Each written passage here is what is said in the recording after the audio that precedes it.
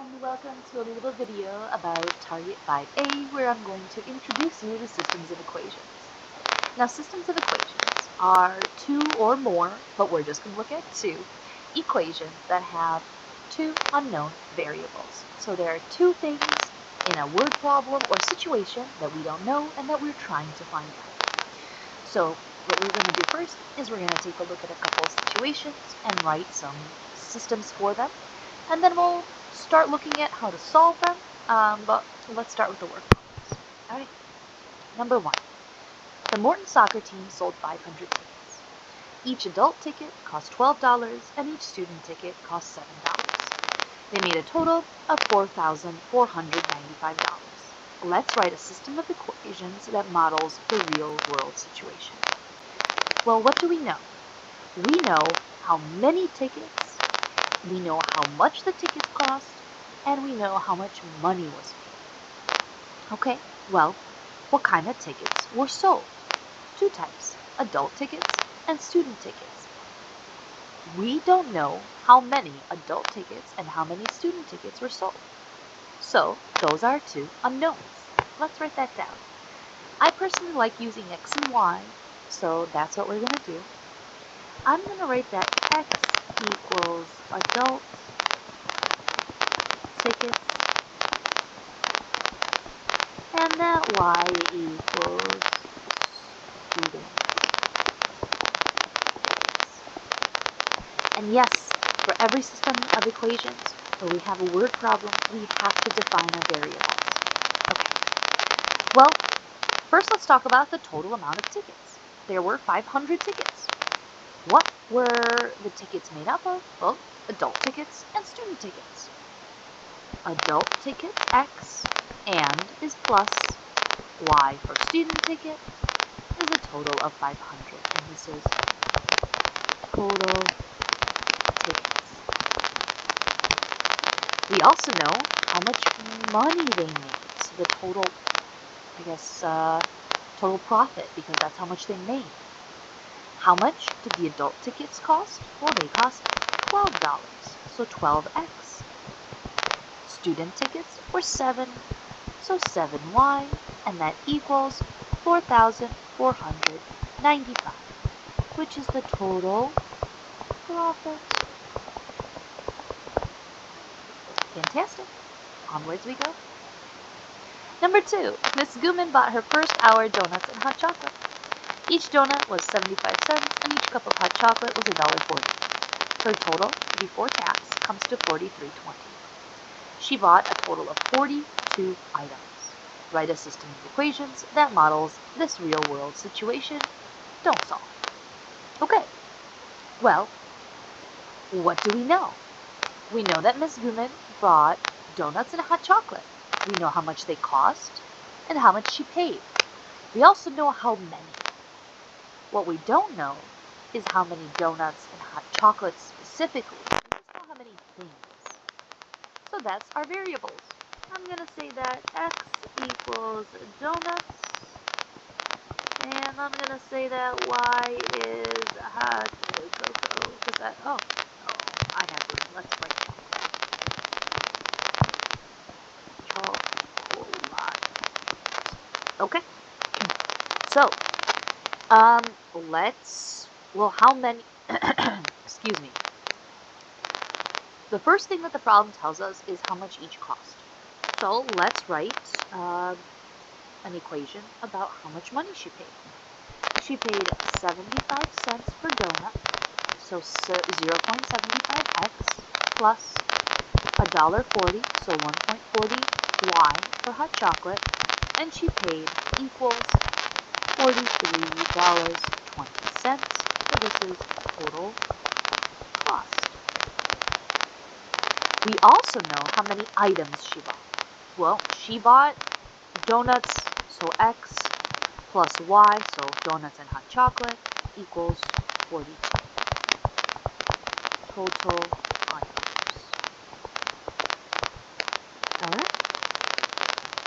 Number 3. You decide to go on a romantic date to Taco Bell. You buy 3 tacos and 1 burrito and spend $8.25. Your date buys 4 tacos and 3 burritos for 16 bucks. Let's write a system that models this real-life situation. Well, what do we know? We know what you bought. You got tacos and burritos, and we both know how much you spent. What we don't know is how much the tacos and burritos cost. So, let's define those variables. X equals cost of taco, and Y is cost of burrito. Alright, well, the two things we know is how much you and your date spent, so those are the two equations. Let's write them down. You bought 3x, 3 tacos, plus, and 1 burrito, 1y, and spent equals 825. That's your cost. And your date, who's either hungry or is buying for leftovers, got 4 tacos, so 4x, plus 3 burritos, 3y, equals 16 for $16. And that's not your cost. That's your date's cost.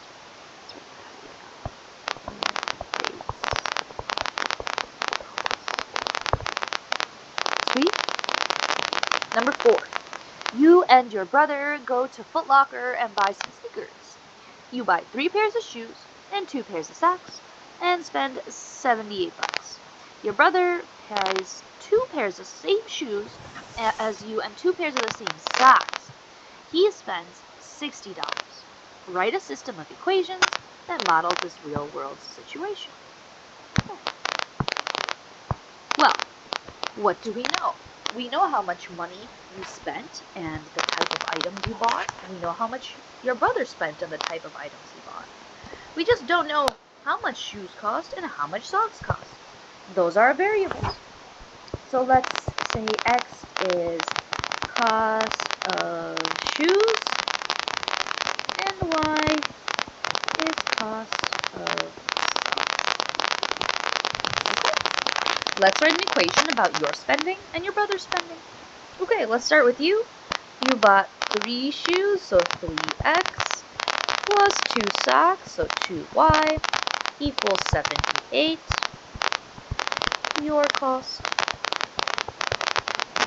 And then let's write about your brother.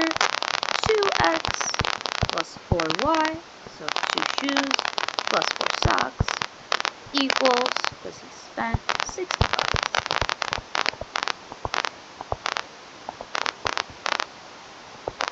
Which is your brother's cost. Okay? Number 5. Marcus opens a new bank account. He deposits $25 that he won at a robotics competition. He also plans on depositing $10 a week that he earns from tutoring. Philip decides he wants to save money as well. He's already saved 40 bucks from mowing lawns over the summer. He also plans to save $10 a week from his allowance. Let's write an equation.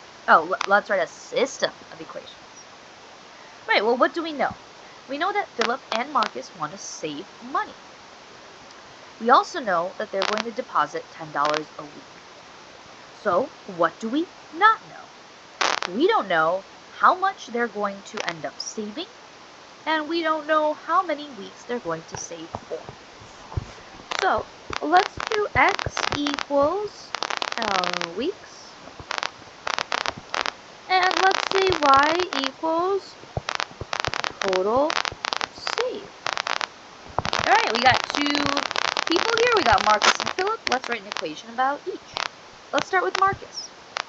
Marcus puts $25 into his bank account, and so plus $10 a week, 10x, and that will equal his total money saved. Marcus. Let's do the same for Philip. He already has $40 plus he wants to save also $10 a week. So 10x, which will equal y, his total save.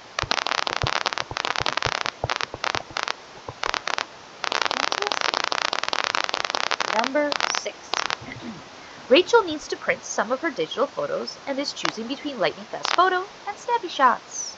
Lightning Fast Photo charges a base fee of $5 plus an additional 20 cents per photo. Snappy Shots charges a base fee of $7 plus an additional 10 cents per photo. Write a system of equations that models this real-world situation. Okay, what do we know? We know that there are two companies Rachel is picking from. We know how much they charge and how much they charge per photo. What we don't know is how much Rachel will spend in total after she prints. So those are our unknowns. X, we don't know how many photos. So photos. And Y, we don't know the total price. So the total cost. Yeah, the total cost that it's going to cost Rachel. All right, let's start with Lightning Fast. Lightning Fast charges $5 no matter what, and plus an additional 0.20 cents per photo.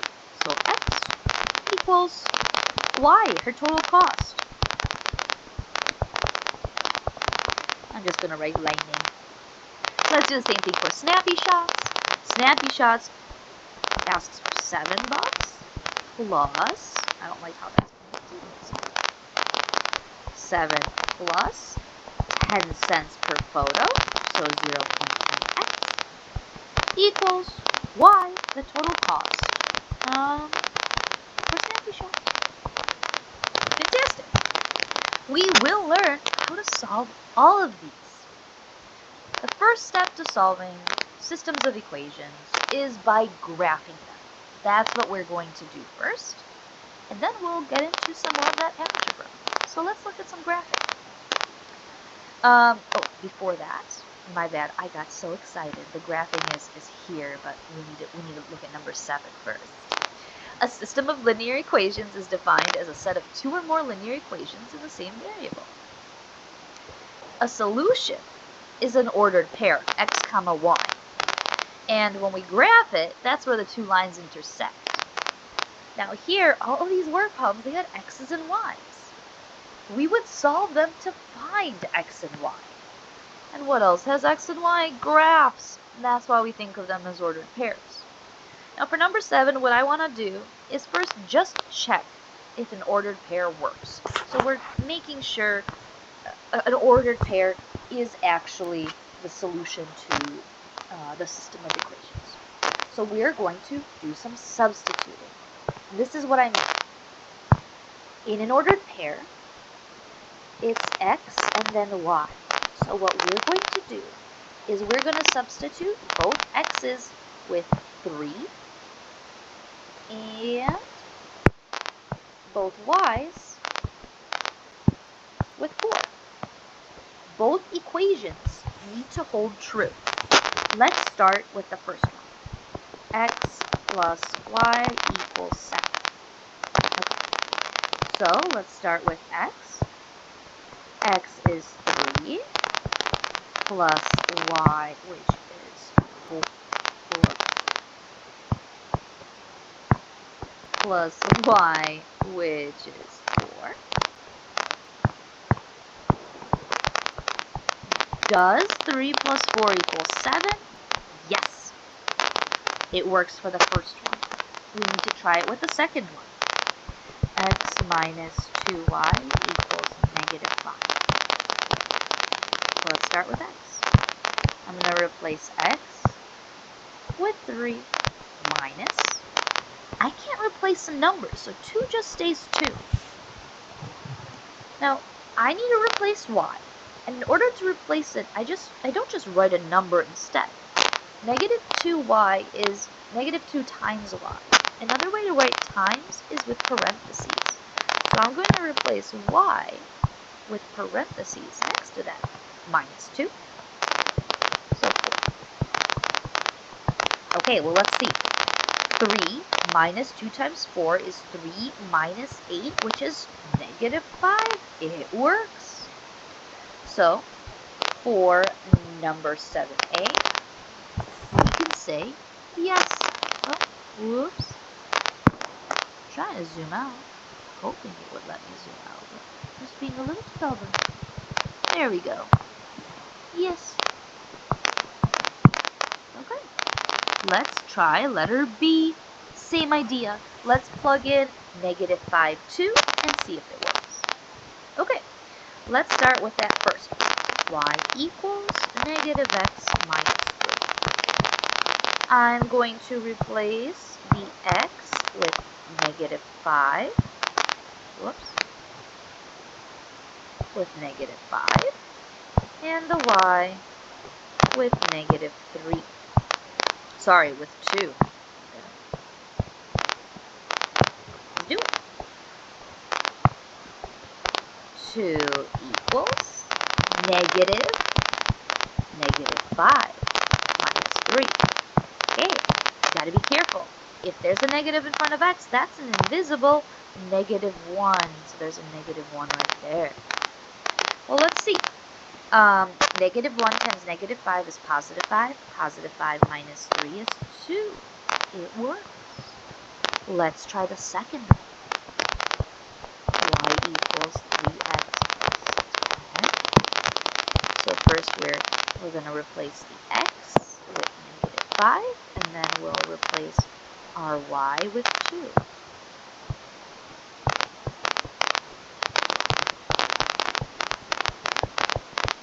Okay, 3 times -5 is -15 plus 10 is -5. Nope, this one doesn't work because 2 does not equal -5. Okay, now let's get to graphing. Alright, so what we're going to do is we're just going to graph them and see where they intersect. Let's do it. Okay, so the way we're going to graph them is, I'm going to color code it so you can see it a little better. Let's start by plotting the y-intercept, which is 6. And then we're going to follow the slope, which is 1/3. So we're going to go up 1 space to the right 3. I also like to go backwards because I find it really hard to make a ruler on here, and it always frustrates me. So I need to make my graph a little bit more accurate. You guys all have rulers, straight edges you can use, like your IDs, so you can use that, but I can't use it on myself. Now let's graph the second one. Oh, I don't like the thickness there. Okay, I'm going to start at 3, that's our y-intercept, and then I'm going to go down 2 spots to the right 3 spots, and I'll keep doing that until I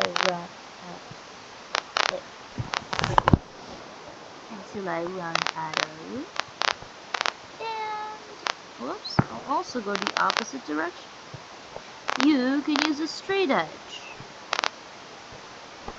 And you should see exactly where we cross. There we are. Let's write down that coordinate. This coordinate is -3, 5.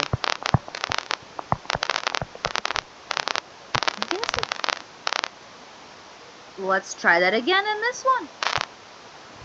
Ooh, both of these x's don't have numbers in front of them. Let's remind ourselves that an x without a number in front of it is 1x, and 1 as a fraction is 1/1. Same thing with -1. It's just -1/1. Okay, let's graph it. I'm going to do this one in pink. So we start at 4, and then we're going to go up 1 to the right 1.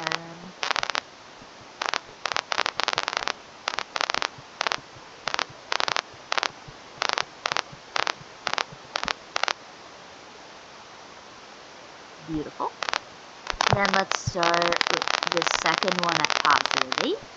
The slope is down 1 to the right 1.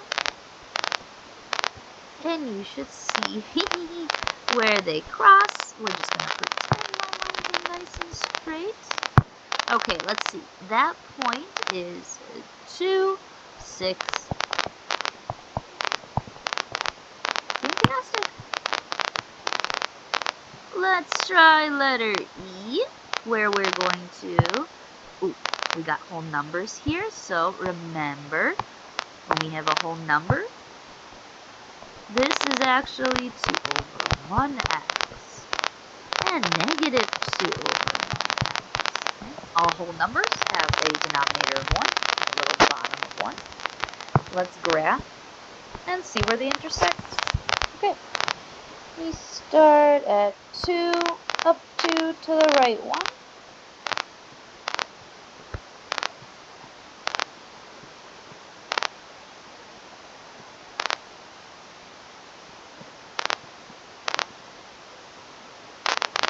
Gorgeous.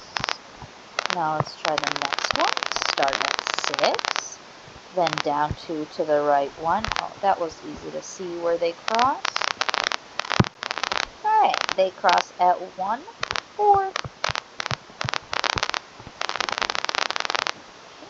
Oh, looks like that's it for today. The next one is our next lesson where we're going to actually talk about solving them algebraically. Woo! If you have any questions, please make sure to ask myself or anyone else who's helping you out in math, and have a wonderful rest of whatever day it is for you. Bye!